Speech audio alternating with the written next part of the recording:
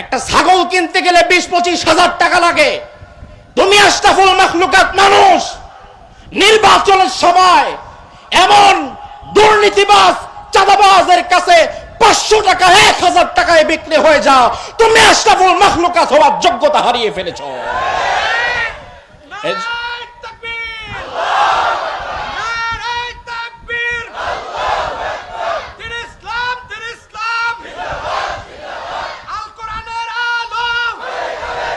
আমি ঘনে ধরা সমাজ ব্যবস্থার পরিবর্তন চাই, আমি রাষ্ট্র ব্যবস্থার পরিবর্তন চাই, আমি নেতৃত্বের পরিবর্তন চাই, আমি 55 বছরের এই বাংলাদেশের এমন পরিবর্তন চাই যেই পরিবর্তন 1500 বছর আগে নবী মুহাম্মদুর রাসূলুল্লাহ গড়ে গিয়েছেন।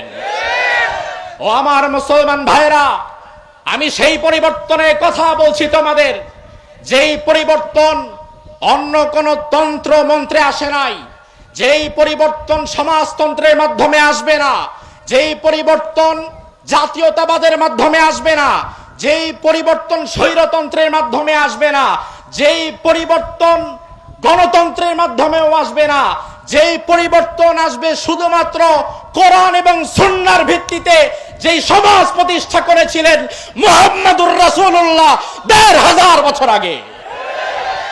এমন একটি পরিবর্তন আমরা সবাই চাই। আপনারা কি চান? এবার যদি আমরা কোরআনকে প্রশ্ন করি, তাহলে কোরআন সেই পরিবর্তনের জন্য আমাদের কি করা লাগবে? কোরআন আমাদের জানিয়ে দিচ্ছে, ইন্নাল্লাহা লা ইউগাইয়িরু মা বিকওমিন হাত্তা ইউগাইয়িরু মা বিআনফুসিহিম। আমরা সবাই আল্লাহরে বলি, আল্লাহ পরিবর্তন দাও, আল্লাহ শান্তি দাও, আল্লাহ সুখ দাও, আল্লাহ দুর্নীতি বন্ধ করো, আল্লাহ আত্মবাসিনা, আল্লাহ জালিম সরাও, আল্লাহ স্বৈরাচার সরাও। আল্লাহ বলে, বান্দা কোরআনের কাছে যাও। কোরআন খুলেন, কোরআন আপনাকে বলছে যেই জাতির লোকেরা, ভালো করে বোঝেন কোরআনের কথা, যেই জাতির লোকেরা নিজেদের ভাগ্যের জন্য নিজেরা সচেষ্ট হয়ে না দাঁড়ায়, যেই জাতির লোকেরা নিজেদের ভাগ্যের পরিবর্তনের জন্য নিজেরা না দাঁড়ায়, আল্লাহ তাআলা কোনোদিন ওই জাতির ভাগ্যকে পরিবর্তন করে না। এটা কোরআনের কথা। তার মানে আমরা যদি পরিবর্তন চাই, আমরা যদি কাঙ্ক্ষিত পরিবর্তন চাই, এমন একটি সমাজ যদি আমরা গড়ে তুলতে চাই, যেই সমাজ 1500 বছর আগে মুহাম্মদুর রাসূলুল্লাহ গড়ে গিয়েছেন, তাহলে আমাদেরকে নিজেদের পরিবর্তনের জন্য নিজেদেরকে দাঁড়াতে হবে। কথা কোন ঠিক কিনা? নিজেদেরকে সচেষ্ট হওয়ার দরকার আছে না নাই? বিক্রি হয়ে যাওয়া যাবে?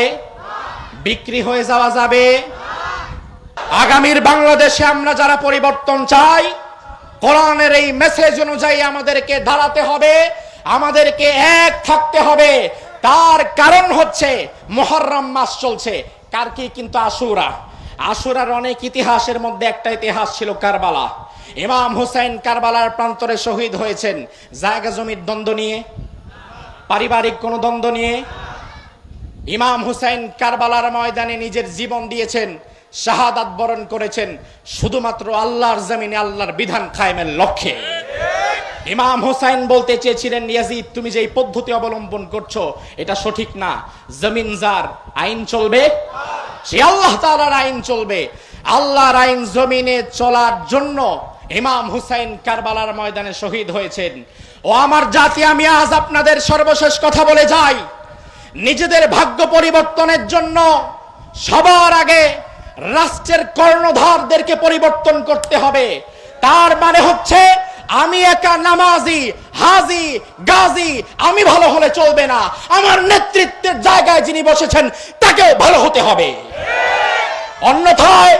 অন্যথায় গাড়ির সিটে 50টা সিট, 50টা সিটে যাত্রী বেশে যারা বসেছে সবাই ভালো, হাজি, গাজী, নামাজি, রোজাদার সবাই তারা গাড়িতে যাত্রী বেশে গাড়িতে বসেছে, কিন্তু ওই গাড়ির ড্রাইভিং সিটে বসেছে একজন মাতাল।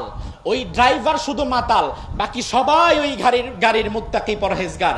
এবার আপনারা বলেন তো, ড্রাইভিং সিটে যদি মাতাল বসে, এই গাড়িটা কি ঢাকা থেকে ছেড়ে দিলে কক্সবাজার যাবে না খাদে যাবে? কোথায় যাবে? তার কারণ কি? ড্রাইভিং সিটে এখন আপনি যতই ভালো হন, আল্লাহওয়ালা হন, টুপিওয়ালা হন, দাড়িওয়ালা হন আর তসবিওয়ালা হন, যদি নেতৃত্বের জায়গায় ইয়াজিদের মতো কাউকে বসায় রাখেন, আপনার গাড়িও কিন্তু খাতে যাবে।